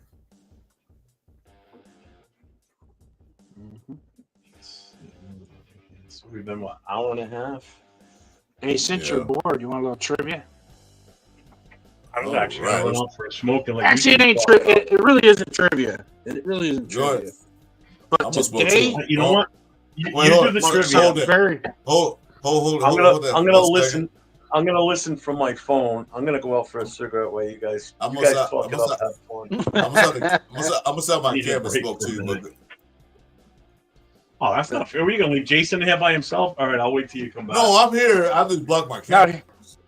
I'm here. All right, I'm actually going outside. I don't smoke in the house. So I'll be right back. We can still hear you. This is my house, so I can do that. Well, my shed. Well, you're in a shed, so yeah. Well, tough shed. Built tough. He doesn't explain that his wife threw him out of the house and he has to live in the shed in the backyard. Well, I couldn't do anything in the house. The house is not that big, but it's big enough for us. And I was just get on the chats of it, and I hear the dogs barking, the kids hollering, playing games. And wife said, "Why you didn't wash 8 dishes?" They're like, "Come on, I can't do anything like that." Hey, my house is 6 bedroom, 3 bathroom, right? It's a big house. You think I'd have a man cave? I got a corner in the garage. Is mine. Well, for now, that's your man cave. That's build mine.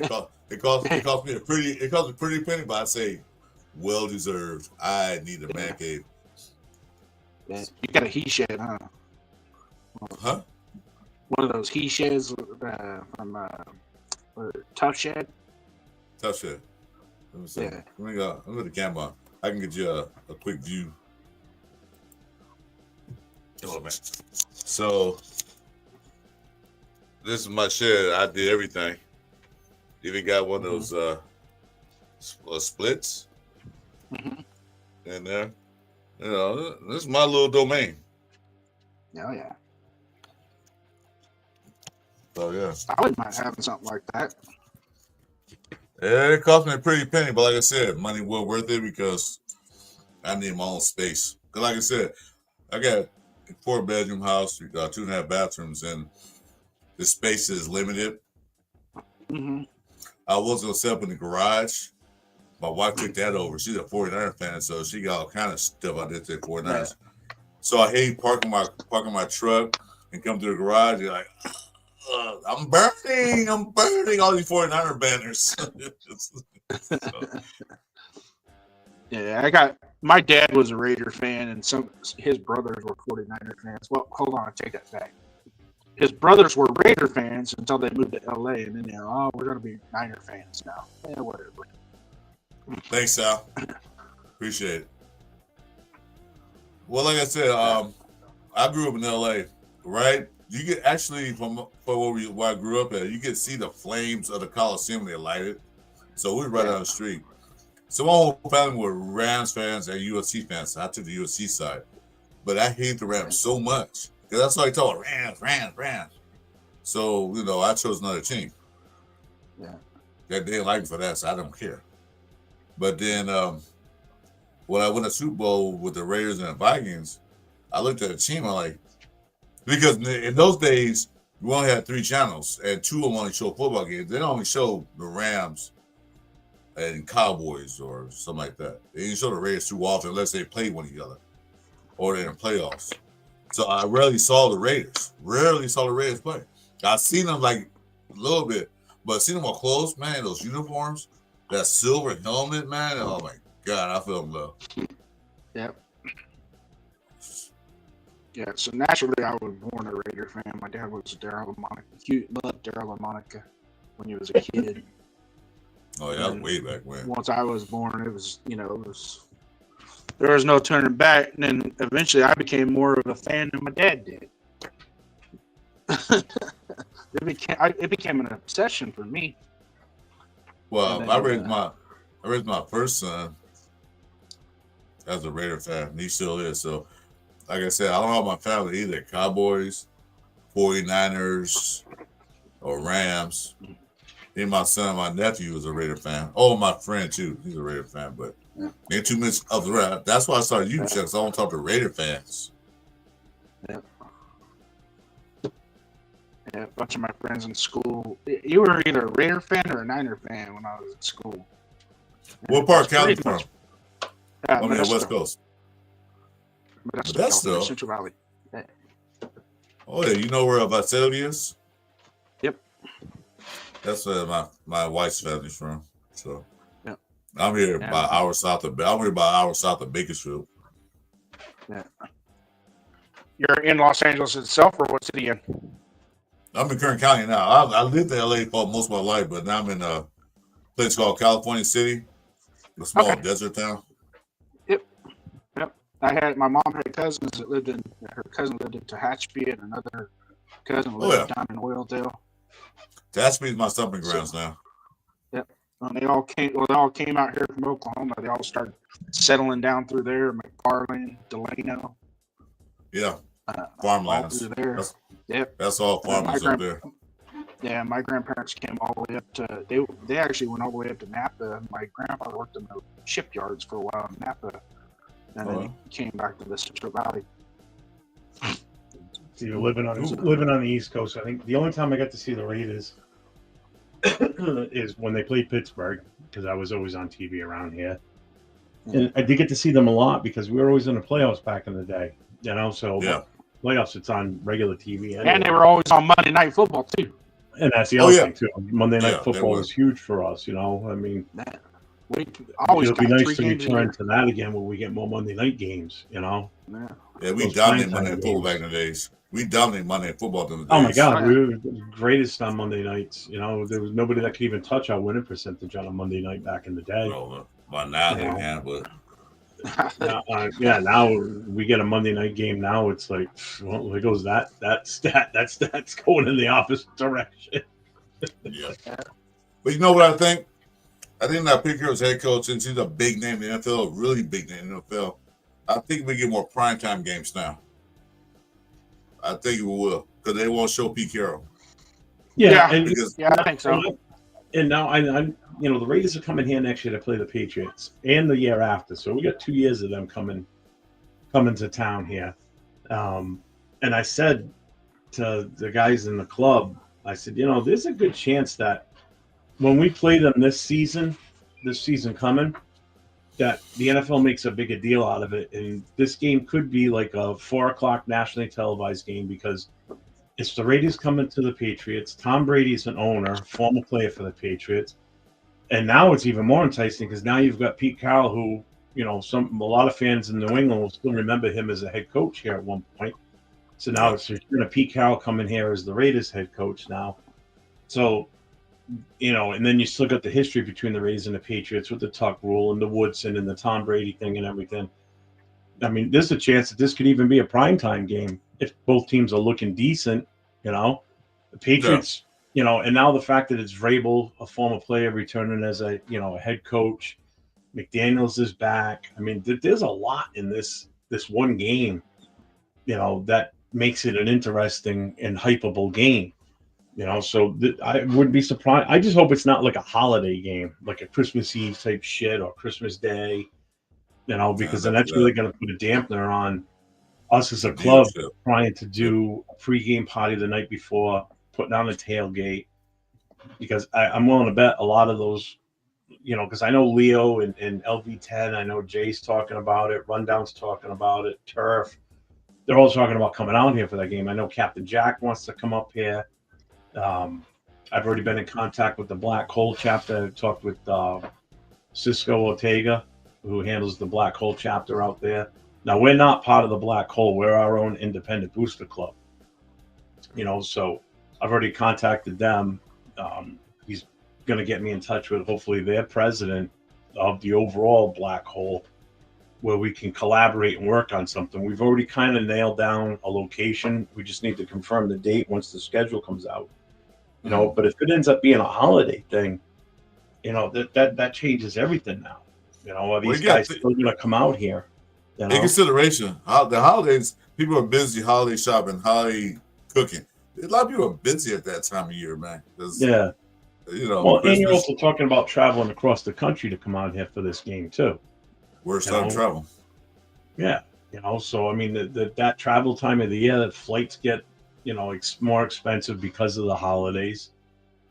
So, I mean, we'll have to wait and see. We won't know anything until after the draft. So usually, like that first week in May is when they physically come out with the actual schedule, So, and again, too, another thing that plays into this, too, is the rookies that are drafted. If they're highly sought after rookies that are, have big names, those also have a play in what type of games they schedule and when. So it's going to be interesting. This one game lines up to have a lot of storylines to it, and if it ends up being a Fox game and Brady possibly could be, well, he usually does the number one game. I can't imagine that would be the number one game of the week. But we'll have to wait and see. I'm curious now. I can't wait for the schedule to come out, and we'll see where the hell we are with it. I can tell you, we got a pretty delicious schedule though, compared to last year's record. Yeah, we do. I haven't seen it. I haven't seen that lineup in a long time for us. Usually, it seems like we have a decent year, and then the next year we got the hardest schedule in the NFL. Yeah. Another Broncos fan. Yeah. Ready to suck. Yeah, we know that. Thanks for letting us know something we already knew. They're a lost. That would be good. Yeah. Well, we'll see what happens next year. We'll see how good your Broncos are. We'll see how good Bo Nix is in his second season. We'll see. Only time will tell. I'm not going to sit here and say the Broncos suck. No, you guys made the playoffs. All three teams did. Right now we're the worst team in the division. We'll deal with it. I trust the process. I think it's going to get better. I can tell you one thing: we ain't feeling sorry for ourselves. The Raiders suck. All right, but we did beat Broncos 8 straight games until last year. So whatever. And that's the other reason I want to go 3-3 in our division at least next year, because you know what? That means none of those three teams will have, a winning record against us. Like, as far as they won't have a streak, basically. I want to sweep the Chargers. Oh, I would love to sweep the Chargers. I did say win 3 games. I don't care if we beat one team twice. I'm fine with that. But what you say about Brady doing the game? Brady can't do the game because of the AFC game. Brady's on Fox. He does NFC, so he won't be able to do the game. So that's one thing. Yeah, true.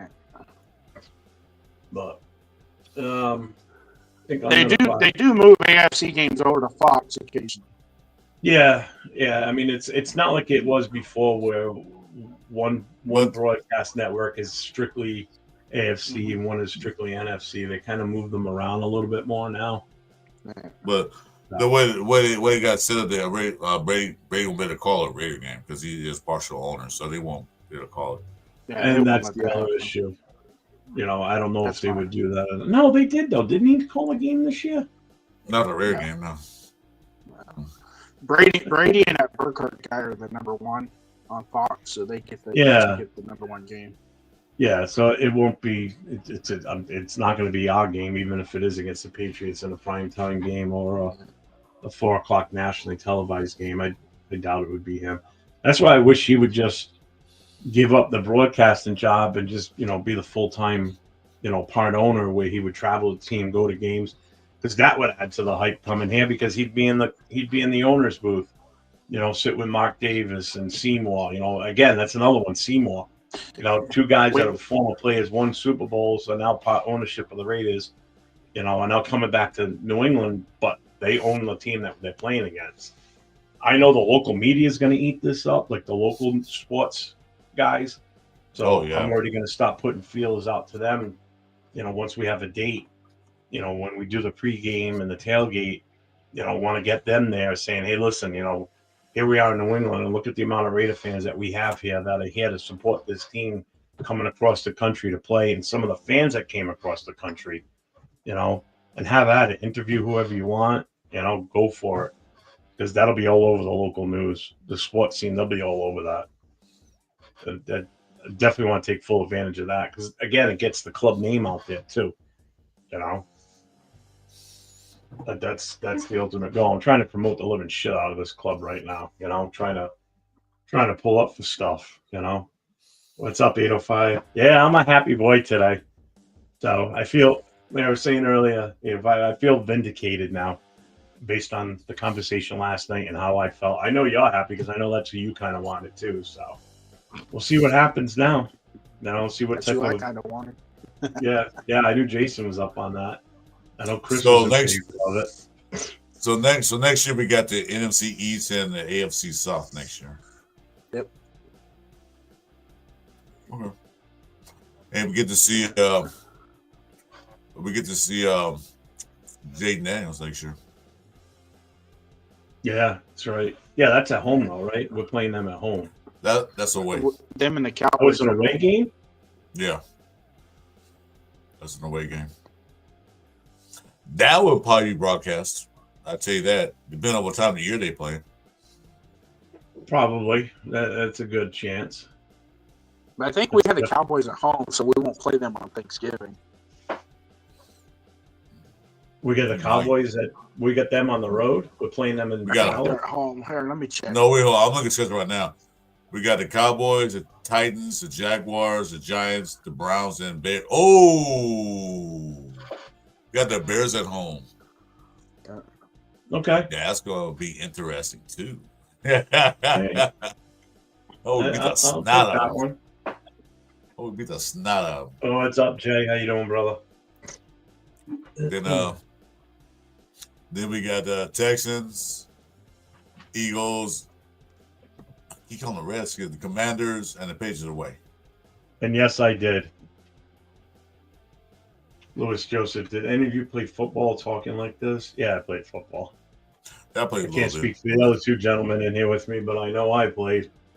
I played a little bit. I didn't play much. Great day. Got 2 pieces of our board. Yes, we do.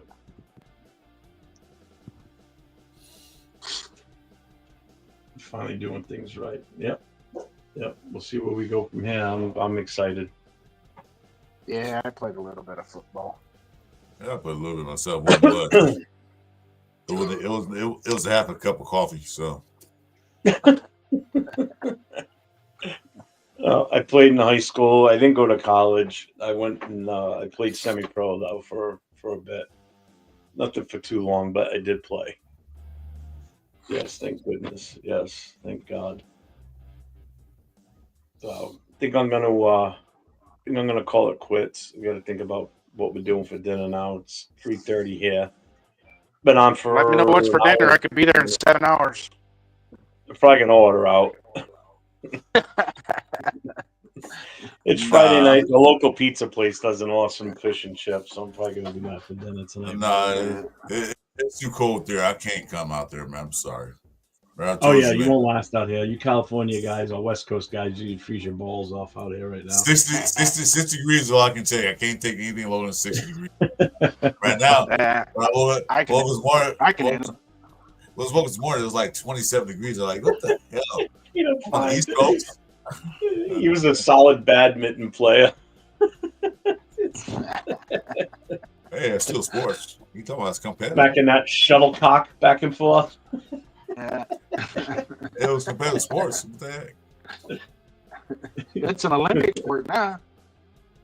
Could win some on that one. Speaking of that, this is one sport I always wanted to try. What? Curling. Oh, yeah. That looks so much fun. I love watching curling in the Olympics. I love it. Yeah. That's an Olympic sport I could get behind and partake in, definitely. I played football and basketball in high school. I was better at basketball, though. Basketball was my sport. Don't question me. That's back when I was 6'4", 190 pounds. Yeah. Don't question my game. Nobody question a game, Jay. It's a competitive sport, man. It takes a lot to chase around that shuttlecock.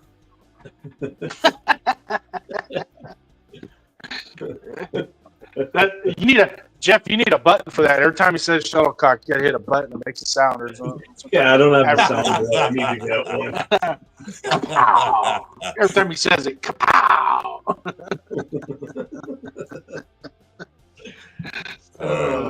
This has been fun, actually. Yeah, this has been fun. Yeah. You know anything about turf and they gonna be on there or not? I don't know. I haven't seen anything posted.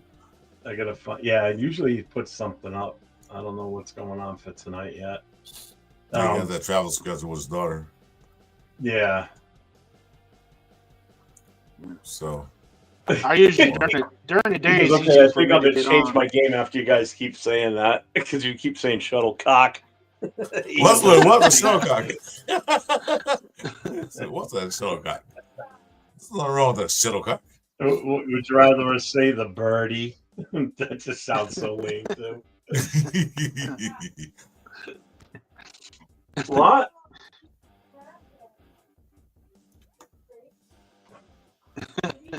Fucking real talk.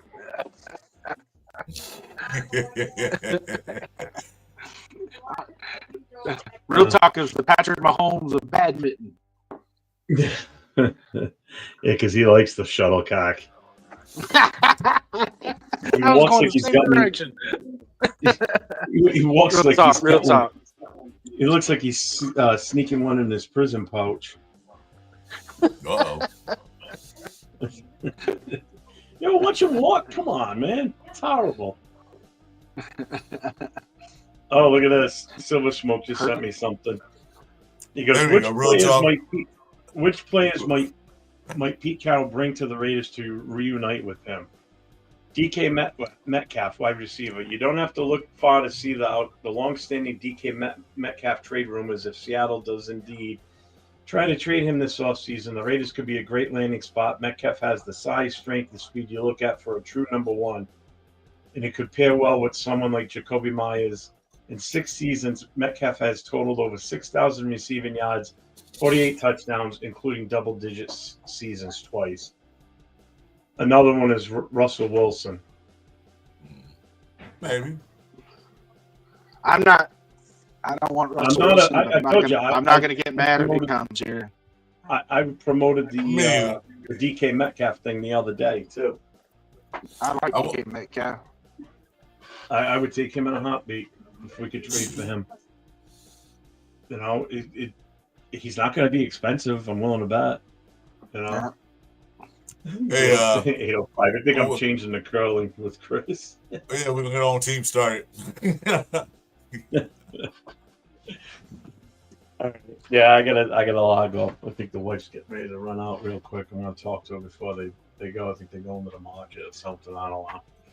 But all right, it's been fun, boys. I appreciate you both coming on with me. Jason, this is the first time I've been on with you, and it's been a blast. I appreciate you. Love you guys. Next time I go on, I'll hit you both up, and Definitely. I'm good during the. I'm good. Usually good during the day, Monday through Friday. Okay. Yeah, I'm home, so usually after 5 o'clock. After 5 o'clock Pacific time, I'm tied to the wife at that point. When she comes home from work, no, I hear you. you know. I hear you. No, I understand that. No Wilson, just Sierra. I can't stand her. So yeah, so I mean, this was good. I like this combination of. Well, she has her own show in Vegas, so there we go. Yeah, she has a spot. I forgot what hotel it was, but she's in Vegas, not here. Yeah, she had a residency there. Yeah, so because that could be a possibility. I want to go see ACD. I want to go see ACDC in April there. Later, SoCal. All right. All right, guys. All right, guys. Hit almost the 2-hour mark, so I'm good. I'm good for now. And as soon as I know about tonight, Chris, I'll let you know. I'll shoot you a text. Okay. All right. Hey. Jason, it's been fun having you on here. Appreciate you popping in, man. That was awesome. No problem. Definitely do this again for sure. Hey, can I make sure you get the radio? Guys. Make sure you get the Radio Shack and get a better wire. Hey. If you find one open. Radio Shack's a Tandy Corporation, man. Hush. All right, everybody. We'll see you around. Make sure you hit my boy Chris for Raiders on his YouTube channel. Hit that subscribe, the notification. He's been on live on his channel right now, so we're getting him some hours on here too. Follow me right here, New England _Raider Boosters. If you go to there, you'll see the link tree link.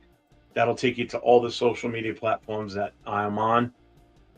And still coming soon, hopefully wanted to have it set up by the end of this month. I don't know if it's going to be done in that time. But we will have a store set up selling our merchandise. We're going to have baseball hats. We're going to have the beanies, magnets, T-shirts. So make sure once that's up, I will be posting the links on everything because we want to get that store up and running and, be able to get our merchandise for the club out to, people all over the country now. So instead of just our select few members here in the East Coast. So, you walk around with this logo, people be like, what the hell is that? That's cool. Because that's one thing we always hear is how awesome the logo is. And, it's top notch. I think it's one of the better Booster Club logos out there, if you ask me. So it's a nice logo. It is. I like it. I'm working on logo too right now, so I'm trying to get me another logo for my channel. So yeah, there you go. Nice logo. All right. All right. Jeff, we'll see you later. Raider Nation, Raider family. Peace. Thanks, Chris. Talk to you later. Later, everybody. Again, all our fans and followers out in the LA area, stay safe out there. I know the fires are not even close to being contained. So please be careful out there. Pay attention to your surroundings. And when you're told to evacuate, get the hell out. All right. Get you and your family out of there and stay safe, everybody out there. And we'll see you soon. Have a good day. And go Raiders.